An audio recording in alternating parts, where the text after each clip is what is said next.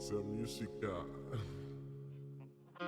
Hello, I am Aisha, And Paula, your cultural hybrid mental health therapist, here to explore unfiltered and heartfelt conversations on core issues that affect us as human beings. Get ready for honest, captivating, and real stories that take you on a journey to navigate your life in the best possible way. So grab a seat And stay with us on this episode of Do We Have Your Attention?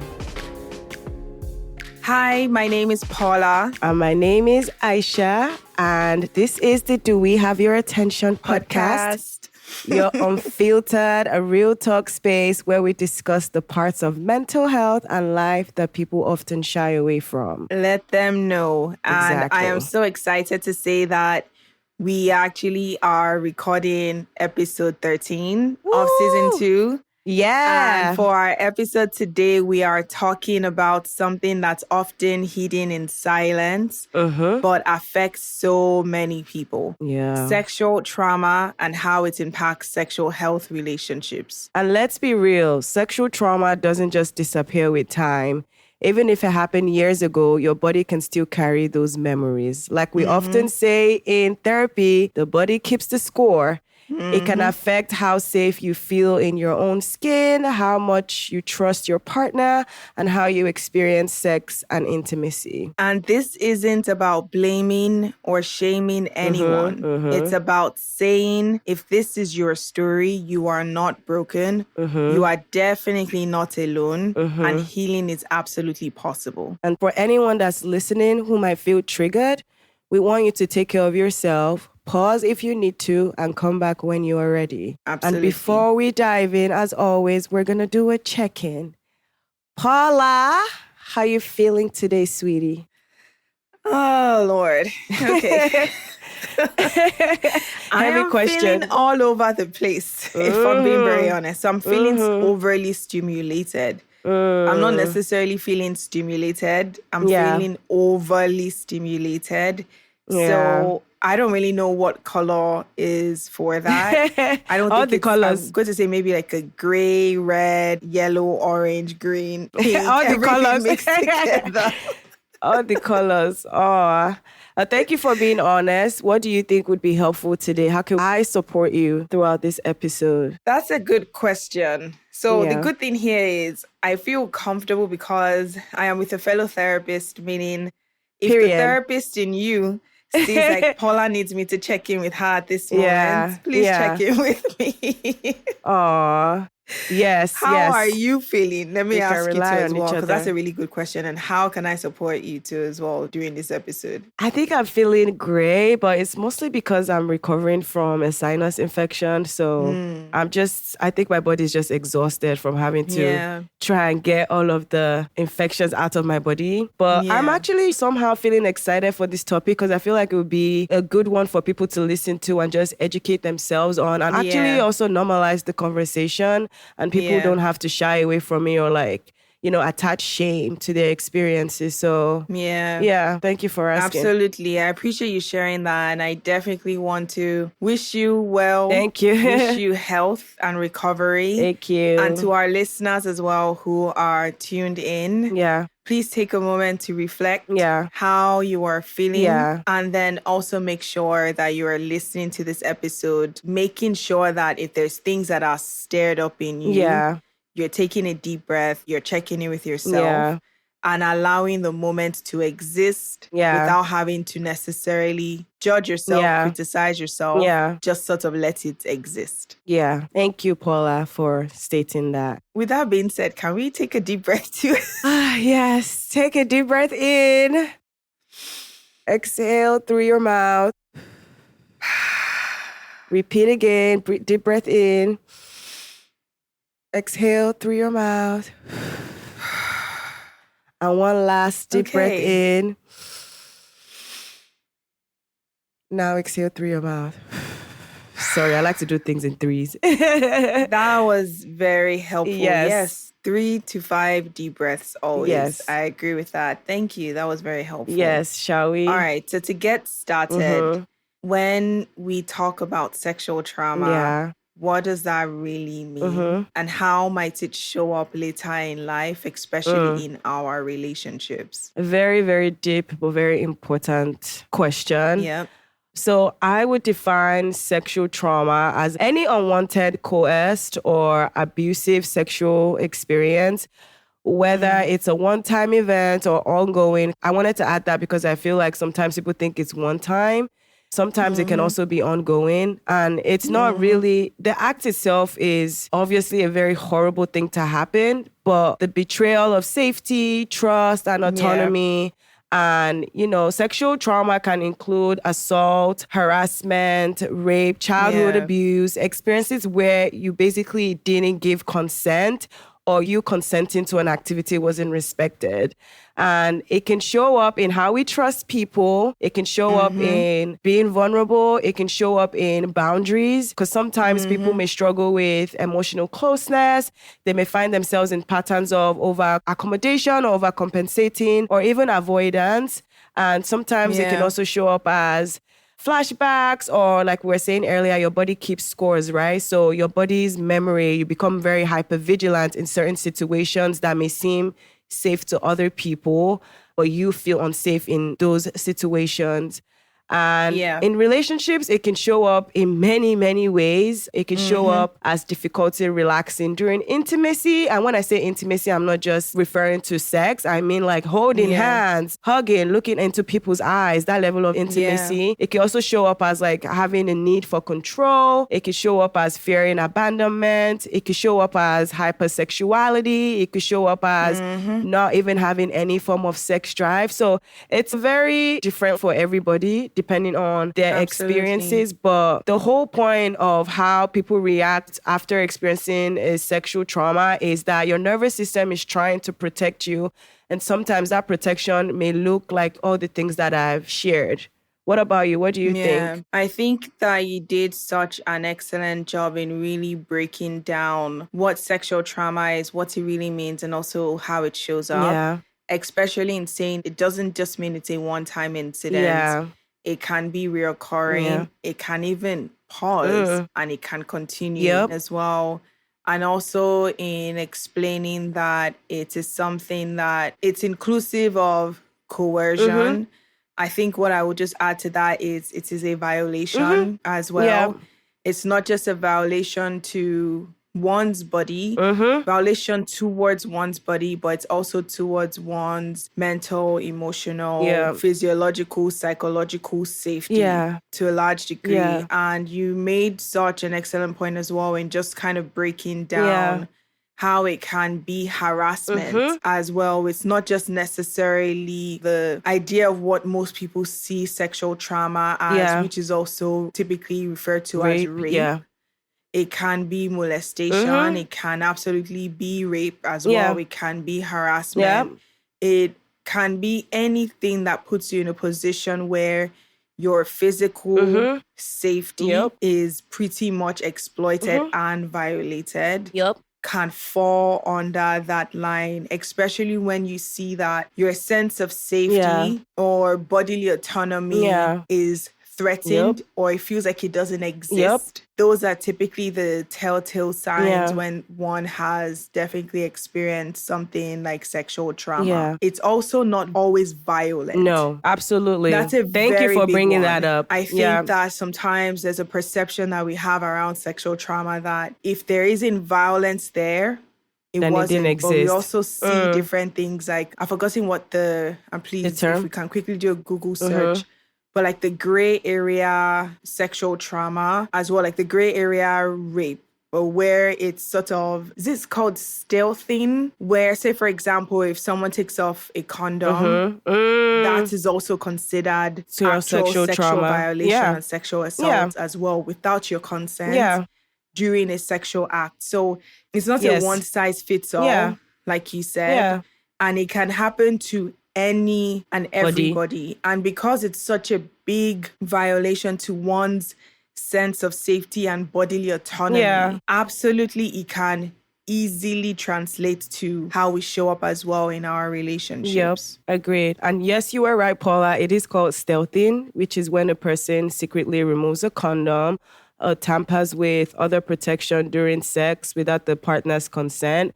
And just like Paula is saying, it just violates the agreed upon conditions of the sexual act. And so thank you for bringing that up, because I think that that's very important to note, because sometimes people are like, well, and I'm like, it's still violated what you agreed upon and your sense of safety. And speaking of talking about that, it can affect how you relate with other people. What about how sexual trauma can affect one's relationship with themselves and their own body and their ability to feel safe in intimacy? What are some everyday ways it can show up in relationships in ways that maybe some people are experiencing this, but they don't know? What would you say? That's a really good question. Yeah. So I'm wanting to use like my own experience as a case study instead. So rather than sharing my experience more from like a personal standpoint, more of sharing my experience as a case study. And I'll explain why. I would say that I am probably one of those people who has experienced sexual trauma in every capacity. So it can be very helpful as well in seeing that it doesn't look just one way. And also not just in every capacity, but at different developmental stages of my life. So as a child, sexual trauma for a child, sexual trauma for an adolescent, sexual trauma for, I guess you could say, like a early adulthood, late teen to young adult, and then sexual trauma as an adult, so to speak. And I think that our developmental stages as well can play a very, very big role. And I've seen my experience of sexual trauma, how it's shown up very different developmentally. In the sense where there were periods in early, I would say childhood, where I would consider the impact to be more like hypersexual, like hypersexualized behavior, but not really understanding why. And then not having a disconnect. So an example of the impact is the relationship with your body really changes. For some people, they feel disconnected to their body. Sometimes they even feel, what's the word, like dissociated from their body. And I would make this comment a lot years back. I would say, I'm standing here, but my body is over there. I can see my body over there, but I don't connect with it. With my body, And that was sort of like my way of explaining, I guess, what could have been considered like a numbness in your body. But that was not necessarily an experience I had maybe up until, let me say, young adulthood, so to speak. So it really does show up very differently. And then, of course, in other ways as well, in which it can show up is very much so somatically as well. Where you can find yourself literally having physical ailments as a result of the trauma you've experienced. And you don't have to be relieving it for you to experience that.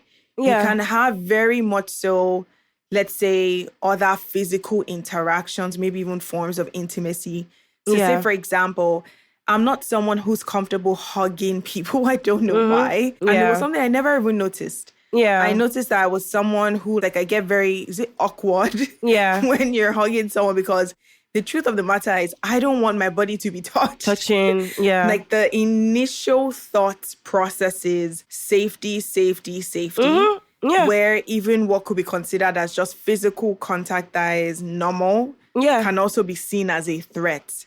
So your body immediately starts responding to your world as though your world is threatening towards it. So that would be definitely one thing that I would say, or many things, it's not just one, but many ways in which it can absolutely affect one's relationship with their body, especially from like a physical trauma perspective, a physiological perspective.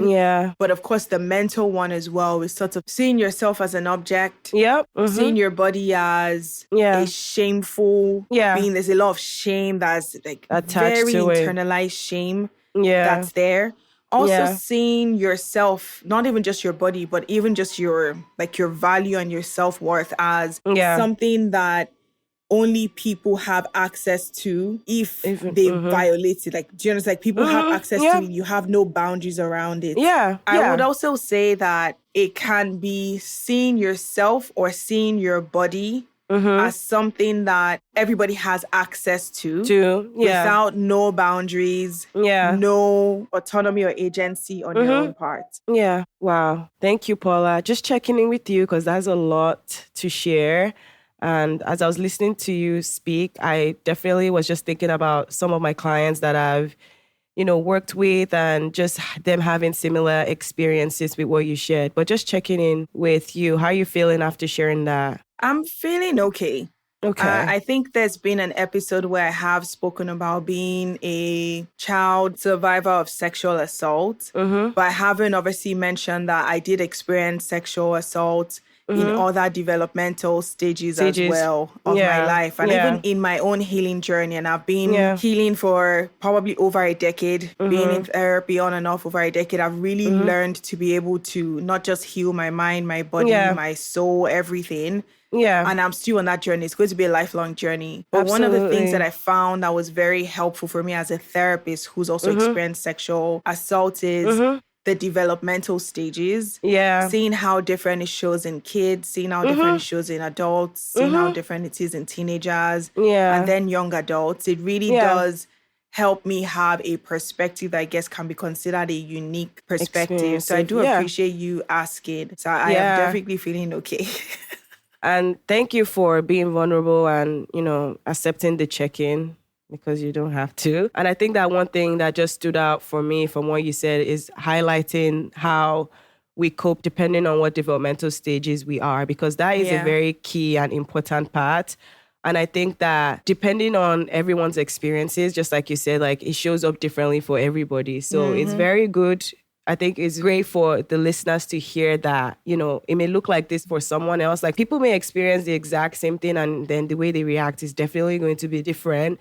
Again, based off what developmental stages, your environment, your relationships around you and all of those things definitely play a huge role. Yeah. But if I was just to add to some of the things, so some of the things I've seen is, people feeling dissociated or disconnected from their bodies, people feeling like they have to punish their bodies. So sometimes that punishment may look like, I've had experiences of clients using like other forms of pain because they feel so disconnected from their bodies. They're like, I don't feel anything. So they like use like tattoos or like piercings as a way to like just feel something with their bodies. Yeah. I've also seen people say like, the only time I feel good with my body is when I eat. So then using food as a form of punishment, one, but also as a form to feel something, to connect with their bodies. Yeah. And then you brought up a great point. There's a lot of shame, internalized shame attached when someone has experienced sexual trauma. And with one thing we know about the emotion shame is it thrives in silence, it thrives in secrecy, and all of those things kind of make you engage in like avoidant behaviors or kind of just feeling criticism even and just feeling very disconnected with yourself because then you feel like you have done something wrong for this situation to happen to you. And other ways it could also show up in relationships is feeling obligated to engage in any form of intimacy or feeling like if your partner doesn't engage, that means there's something wrong with you or that there's something you've done wrong. Struggling to articulate needs and defaulting to whatever you want. I feel like that's a big one because people feel like what Paula was saying earlier about that autonomy or agency because your space and your body has been violated.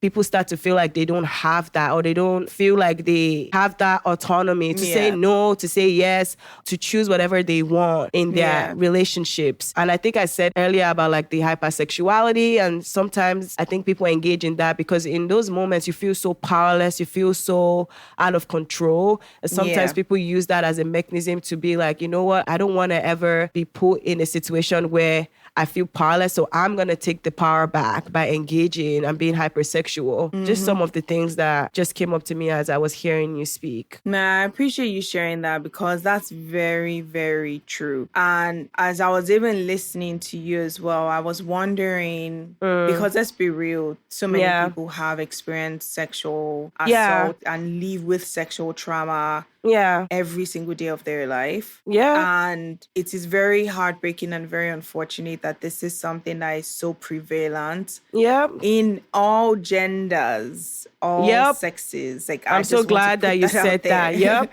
Debunk that myth real quick. Everybody is prone to sexual assault. Everybody. Now, we're not saying that research may show that it's maybe more prevalent, for example, in women versus maybe men. Yeah. But there's also reasons, like underlining reasons and correlations and causes as to why as well it is prevalent. And as someone who has navigated her life with sexual trauma, I'll put it that way. Yeah. And also someone, I guess, who will be considered an educator. Yeah. I've taken up a different role when it comes to understanding sexual trauma and obviously sexual health in relationships. In really seeing that besides the obvious reasons as to why this is so common, really trying to understand the root as well of a lot of these things. Yeah. And really seeing how education, culture, society plays such a role. Huge role. Even religion plays such a role. Girl. Shame plays such a role in a way where people would rather convince you that abstinence is key. And actually teach you what it means to actually have sexual discipline and self-control. Absolutely. And the issue with that is we're human beings. Yeah. And unfortunately, because we're human beings, we also have to understand to some degree how human beings function. Yep. Not saying that all human beings function the same, but there's definitely enough correlation to recognize that if naturally you're going through these developmental stages from being a child to then a preteen and then a teenager, and there's already so many hormonal shifts and changes that happen, these are conversations that need to already be had so openly and more normalizing that can help people start asking more questions about the urges or the confusions or the things that they are experiencing or their friends are experiencing. So we can actually educate them well. Yeah. It's crazy today to think that no one teaches consent. It's even crazy to me. It's so crazy to me. It is wild to think that that could not be considered like a required course. Yeah, a required module. Education for kids and whatnot. I know as therapists, especially if we've worked with kids, there is a lot of psychoeducation that we were able to kind of give kids at such a young age in recognizing their body parts and knowing which body parts are a no-go. And if people are accessing that body parts without your consent, this is what you should do. Yep. So, of course, as a kid, say, for example, going back on this, and I was trying to look at like the developmental stages. As a kid, for me, my way of protecting myself was, if I kept quiet, I am safe. Safe, Because I was also kind of told, to be fair, to be quiet, that if I said something that you're going to get in trouble, there will be consequences for me. That also lets you see that it's not just about teaching about consent, but also pouring into kids that their sense of self and identity and their voice matters. Helping kids build a strong sense of self and esteem that they are quick to already not trust what people are saying or fear that is being put in them. They actually challenge it or are at least confident enough to speak up about some of these things. So when you kind of really look at it, obviously, I know we're speaking a lot from like a clinical perspective or a professional perspective. There is a lot of underlying factors that play such a role in how common this experience of trauma is for a lot of people. A lot of people. I don't know anybody, well, let me not say that, but I feel like in having conversations with even people that I know, I feel like everybody has somehow been sexually violated. And it doesn't, again, have to go to the extreme. It's just little things like you're standing in the train and somebody is like groping you, or even having a nice night out with your girls and somebody's trying to talk to you and you're telling them no consistently, and they're basically denying you your autonomy, saying no. So it's just little things like that. All of those things that violate your space where you're going to be like, wait. And I think sometimes you go back home and you're reflecting and you're like, is it something that I did? I mean, is it something about me? Like, what about me? Which again can make that shame attached to when someone has violated your space or your body. Absolutely. It makes it grow because you really start to criticize yourself and start to self-reflect. Like, it must be something that I'm doing because like, why me? You know what I mean? mean? Absolutely. So I'm glad you brought that up, because actually I had a conversation with a bunch of students at my job, and we were just talking about like sex ed and like consent and all of that stuff. And not one person there could tell me that this was a conversation that was normalized in the school system. And I was like, wait, that's really sad. And this conversation actually started with having access to Plan B on campus, and how even as small as using Plan Bs, people don't know how to use it properly. People think like there's just a lot of misconceptions when it comes to just sexual health in general, and most importantly, like consent, because a lot of people think, once you're in a sexual act, that means like you have to keep going. But if we're normalizing these conversations, if we're, having conversations, if we're removing some very unhealthy stereotypes that is connected with sex, then people will feel more confident that they have autonomy and agency when it comes to just their space, their body, in their relationships, period. Yeah, so, absolutely. And maybe that could even be such a great topic of conversation for us down the line, where we really debunk some of these, I guess, misconceptions and myths around this. So people can actually understand very much so practical steps in knowing where they stand. But even as I was listening to you, all I kept thinking was what we said earlier. You lose your bodily autonomy. You lose your sense of self. Or rather, you lose your sense of safety. You lose your bodily autonomy. You lose your sense of trust. You lose control. Because everything under that is pretty much as a result of violation towards your body. Exactly. Or towards even yourself, like towards you, your body, and towards yourself. you as a person. So, of course, anyone who's experienced any form of sexual assault, so to speak, and is living with sexual trauma, is not someone who is immediately going to operate from a place of bodily autonomy, operate from a place of sense of safety, operate from a sense of self as well, a sense of trust and confidence that you have the power and the agency to really sort of step in and protect yourself in a healthy way. Instead, how your brain sees it is, now I have to control everything. To avoid having to experience this type something of like that pain, violation, and whatnot. And sometimes that trauma/survival response can actually look like hypersexualized behavior. And the control can be more so, if I, so to speak, present this way, this is my way of having agency and control over my body. Not necessarily recognizing that this is your way of surviving through the experiences that you've had.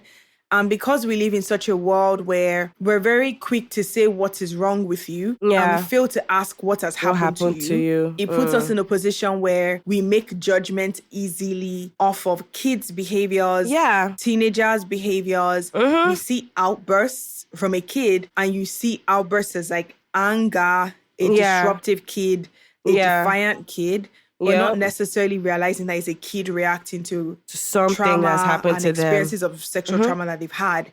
And I will never forget, as a therapist working with kids, having one of my clients, and I'm bringing up the client's gender just because I know that this is a conversation that's very oftentimes spoken more so when it comes to women. But this was a young boy. A young boy who had very defiant behaviors, disruptive behaviors, to the point where it was clear that the parents were almost like giving up on this kid. But as a therapist who's also been a kid who was experiencing sexual trauma, and especially in my case, because it's very different for different people, so I'm only speaking for my case. So, at that point in time, the primary person who was responsible for the experience of sexual assault that I was going through was an extended family member. So in that case, it becomes like a secret that you're keeping. And of course, as a kid who's keeping this secret, when you're sort of told that you're going to get into trouble if you say something, you act out or you shut down. In my case, I just shut down. There was no point of acting. I was more like I shut down and I was masking. But this is where we say it looks very different for different people. Everybody, In the case of this young boy, he acted out. And for them, it was just more so, you're such an entitled little kid who thinks that everyone is going to. So trust me when I say he made my life a living hell, even as his therapist. He made my poor kid, made my life a living hell. Parents were like, this is just horrible. Yeah. But the only thing I kept seeing was this is a hurt child who is like asking for help but doesn't know how to. Long story short, after working with them for some time, because I knew something is kind of told me like, there's sexual trauma here. But you can't just prematurely get to that point. So after working with them for a while and building safety with this kid, it turned out that this kid had experienced sexual trauma while being in an inpatient facility for kids. So in this case, it was not family. But it was somebody that was put in a role and a job responsibility to help kids that took that as basically exploited that and weaponized that and caused serious violation to this kid. So of course, in his mind, his belief was, no one is going to believe me over this professional who did this to me. I am a kid. They already put me in here because they were not really sure about me in the first place. Right. Am I now actually going to be the one to convince them because I know that I would get killed? And it was very interesting sort of seeing him finally share this and actually sharing like he didn't want to get killed. So what does that tell you? Sometimes a lot of kids, when there's also sexual trauma and violation, but there's also a lot going on under, whether it's coercion, like you said, or fear being put in them.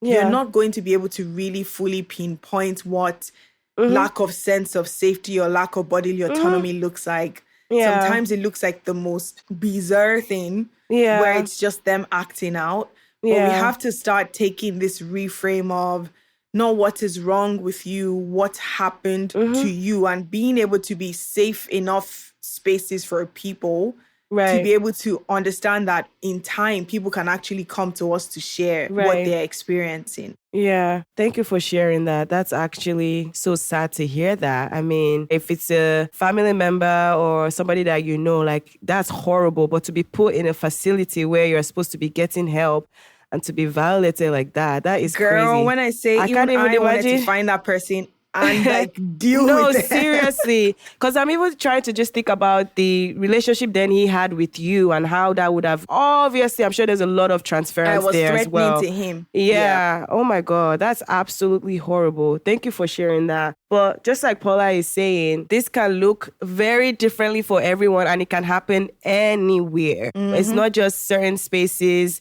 where sexual trauma happens. It could be anywhere. And just following up with what we've been saying. So for people that are listening that are partners, what are some healthy, supportive ways that you suggest for them to approach intimacy when their partners have experienced or have a history of sexual trauma?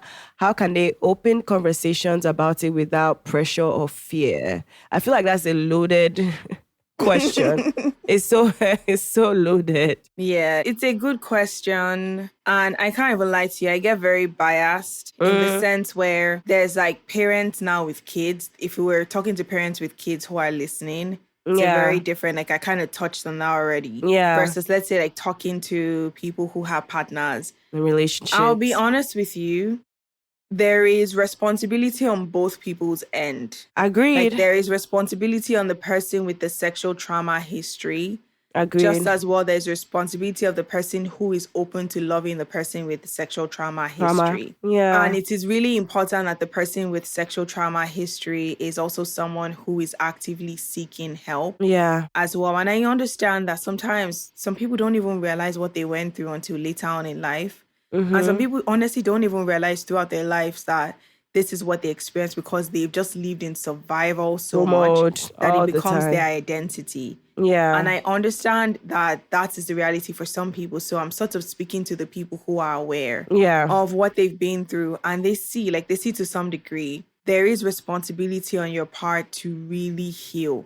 to really work towards building your own sense of agency and bodily autonomy. And sort of building your own sense of trust. Learning to establish a sense of safety within yourself as it pertains to your world and your relationships, and not feeling the need to disclose any information that you're not comfortable disclosing as it pertains to your history. You're welcome to go very slow. So basically just saying going at your own pace. It is understandable that there's people that might be at different paces than you are at. You don't have to forego your own sense of safety to make people happy. Other people comfortable. It is important that you understand what your own boundaries are around intimacy, around sexual, physical, emotional, whatever type of intimacy. It is important that you establish consent, not just at the beginning, but throughout your relationship as well. It is also important as the person who's loving the person with sexual trauma to really be able to recognize that they have to be a safe space for that person. We're not saying you don't have a voice, you don't have an opinion, you don't have your own boundaries. But you have to recognize that in order for that person to be able to give you their full, authentic self, you have to be someone that is a trustworthy and valuable enough person for that person to be able to exist and also grow in the sense where they can be open to a lot more experiences of intimacy in a way that they've not really been before. I'm a very big fan of check-ins. Always checking in the temperature, having, I guess, like forming your own relationship code or cues that help you really be able to make sure that you're establishing, like reinforcing safety, reinforcing an agreement between each other, and always making sure that you're on the same page. That can really help you in being able to say, no, I do not want this. I don't feel comfortable or safe doing this or moving this at this pace or whatever the case is. That is super important.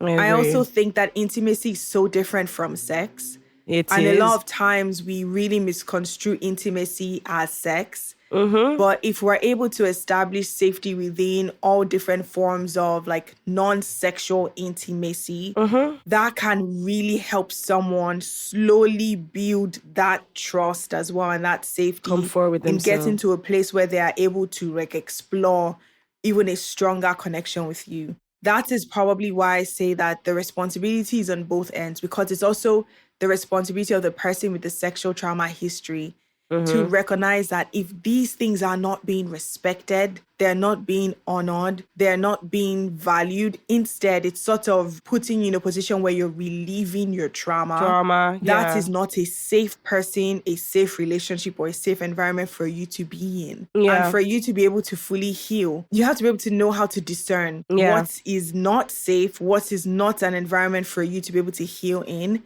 and actually remove yourself from that as well. What would you say are some of yours? Honestly, I think you answered that question excellently. Like, you are right that there's responsibility on both ends. So I'm very happy that you brought that up. But I think that you really, really pointed out. I think if I'm just going to add anything, would be for the partners of someone that has experienced sexual trauma, just make sure that you're consistent and you're respectful and you're non-judgmental. I think that's the only thing I'll add, because especially with the consistency part, for people that their sense of trust, their sense of agency, their sense of autonomy has been violated, I think it would be nice to have somebody that actually is consistent with what they're saying, how they're treating them. And if we're saying we're going slow with intimacy, being consistent with that, like not surprises, because again, people are reacting or living in that fight or flight response. So you don't want to engage in a non-consistent behavior that will catch them off guard, and then, like Paula was saying, make them relieve their trauma.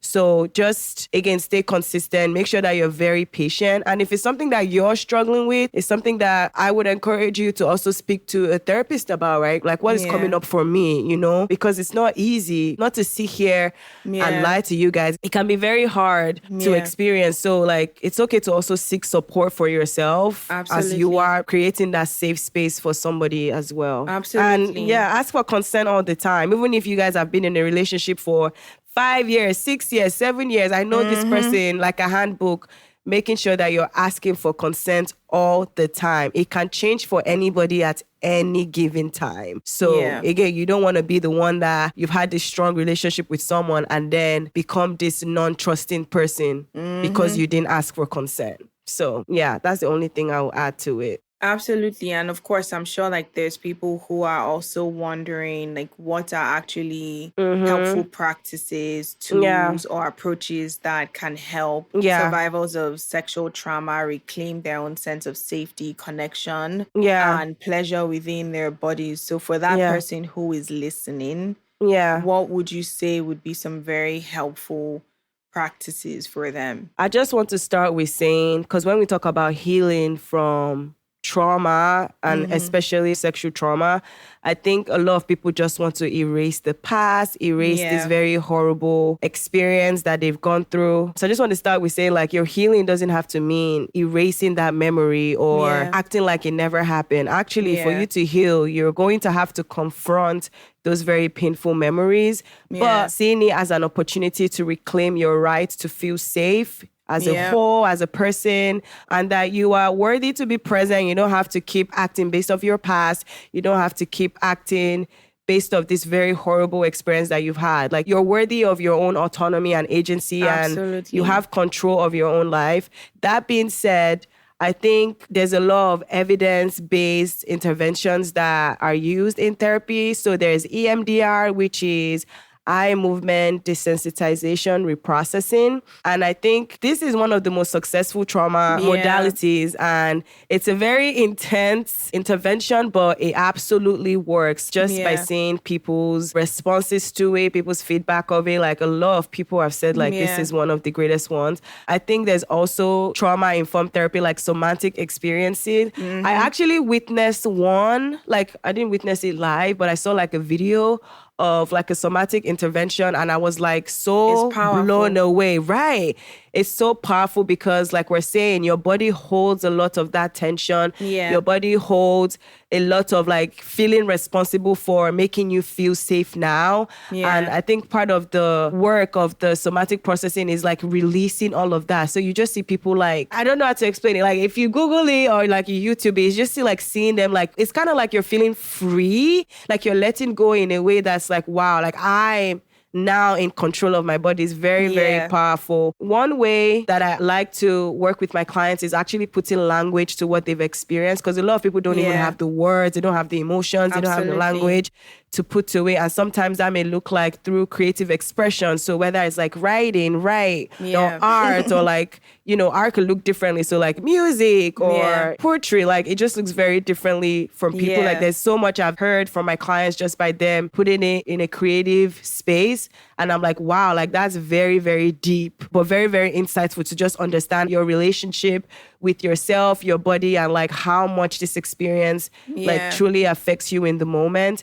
And I also think like some very grounding exercises can be very helpful. So like we did earlier at the beginning of this episode, so breathing, doing body scans, like practicing connecting with your body at your own pace, whatever that looks like. Like today I'm going to touch my legs, today I'm going to touch my feet, and being gentle with yourself and kind of identifying like, do I feel disconnected from this body part versus like, is it easier for me to connect with this body part? Sometimes that's how you find that, oh, wow, like, okay, like there's something off. Like, I don't feel like I can look at myself in the mirror. I don't feel like I can even touch certain parts of my body. Sometimes that's how you know, like, okay, there's some disconnection going on. And I would 100% suggest community and support groups, because hearing that Me Too or having that space where you could connect with people having similar experiences of you can, one, reduce shame, but it can also be cathartic in the sense where it's like, okay, I don't have to hide anymore. And, you know, I don't have to isolate myself. And there's a bunch of people that are here to kind of support me and kind of make me identify that what happened was horrible and shouldn't have happened in the first place. Do you have any other suggestions? I'm really glad, as you're even mentioning that, it was reminding me on some of the like resources that I used. I'm just going to speak because you've spoken very much so clinically in terms of actual practical, helpful steps, resources, and strategies for people to use. I will just put it this way and speak from my own experience. I had to surrender myself to the idea that I can't heal from my experiences of sexual trauma by myself. I had to get help. Period. Yeah. There was no way that I could live a fulfilling quality of life or have a fulfilling quality of life if I did not get help. Yeah. I'm very okay in saying that I am going to be in therapy for the rest of my life because it is more important to me to be able to live functionally, live a life that has quality in it, that has joy and feeling content and has safety. And I'm not in survival than having to survive through life and not have to face some of these things. I've been in very intensive therapy, trauma therapy, everything that you mentioned as practical steps. I've done everything. I've done EMDR. I've done somatic experience. As you're explaining, I was like, girl, that's exactly what the experience is like for me. Yeah. I also had to figure out what worked for me. So I think that's also something important for people to know as well. If EMDR doesn't work, there are so many other forms of therapy as well that are trauma intensive that would work. Yeah. For seasons in your life as well. I think that people who deal with sexual trauma are going to have seasons. There's seasons in your life where something like somatic experience and therapy would work. There's seasons in your life where you need more actual cognitive processing therapy. It's okay for you to move through those seasons. It's actually helping you heal the different parts of yourself that have experienced that trauma. Yeah. But it is very important that you're also recognizing that the only way in which you can even be on this journey is by actually accepting that this happened to you, to me, but understanding that this is something that you can absolutely do a lot of things about. Yeah. And it reminds me of two books. One that actually, funny enough, my therapist had recommended a while back, The Survivor's Guide to Sex. That's a good one. I love that book. Like, that book was like a reference point during a season of my life. And one of the things I really loved about it was there are chapters in the book that actually talk about you learning what pleasure looks like for you. Oh, and love actually that. Understanding and exercises for you to be able to learn that. That's part of the skill sets that help you be able to build that bodily sense of autonomy and safety. Yeah. And the second one, I know you know this one, Walking the Tiger, Healing Trauma by Peter Levine, if I'm pronouncing his name well. Those were two books that came up for me. This has been a really good conversation. And I know as we're rounding up, I would like for us to just, I guess, do a quick reflection. Yeah. What would you say to someone who feels broken or feels unworthy of love or feels like this journey, like this sounds exhausting? Paula is explaining all of these things. And like, what do you mean? Like, I have to go on this journey? Like, what would you actually say to that person that's struggling with that brokenness because of what they've been through? So much to say. But I think I'll just keep it as what happened to you was a violation and not a reflection of who you are, your self-worth, or your value. Also, your nervous system reacted the way it was supposed to at the time. Your nervous system's job is to keep you safe and alive. Yeah. And those survival responses are not a sign of weakness, but a sign of strength and resilience. And be patient with yourself. Healing does take time. It's not linear. It could be very messy. It could be very frustrating process. But you even deciding that you want to heal and work on this is already a big step to reclaiming yourself and just connecting with who you are. I think that's all I'll say. Absolutely. What about you? And like, I'm going to reference exactly what you said because like trauma happened to you. You didn't make these things happen to you. And what happened to you may have made you the way you are. But please, please, please don't dare make it a reason or an excuse to stay that way. Because you absolutely have power and will to change your life and to heal from these things. So the best is yet to come for you. And I'm absolutely speaking as someone who I guess I could say is definitely on that other side. And I would have really loved for someone to also tell me that. And the good thing is I had a therapist at that point who actually told me that. So I see myself today and I'm like, she was right. It took work. It took time. It took patience. Yeah. But at the end of the day, there is definitely more life and more just peace, healing that's on the other side. Yeah. You absolutely have the power and the will to change that. Yeah. Such a powerful conversation. Yeah. I'm so glad that we actually talked about this and we're normalizing this conversation. And I'm hoping that our listeners feel the same way. So where can our listeners find us to give feedback and share their comments and share their thoughts and just connect with us, honestly? Yes. Where can they find us? For our listeners, please, we want to get your feedback. So like, repost, comment, leave your reviews on the podcast. We want to hear from you. What this conversation is stirring up as well in you. We want to be able to create a community where we can really openly talk about these things, not just in our episode, but keep the conversation going as well. And to find us and interact with us, we are on Instagram at DWHYA Podcast, Twitter/X at DWHYA Podcast, TikTok at DWHYA Podcast 1. We are also available through email, info@dwhyapodcast.com. And to find me, simply just search Paula.b.Martins on Instagram, TikTok, wherever. How about you? How can our listeners find you? You can find me on Instagram and TikTok at ab.popoola. All right. And that is it for this episode. Thank you all for listening. Thank you, everyone. See you in the next episode. Bye. Bye.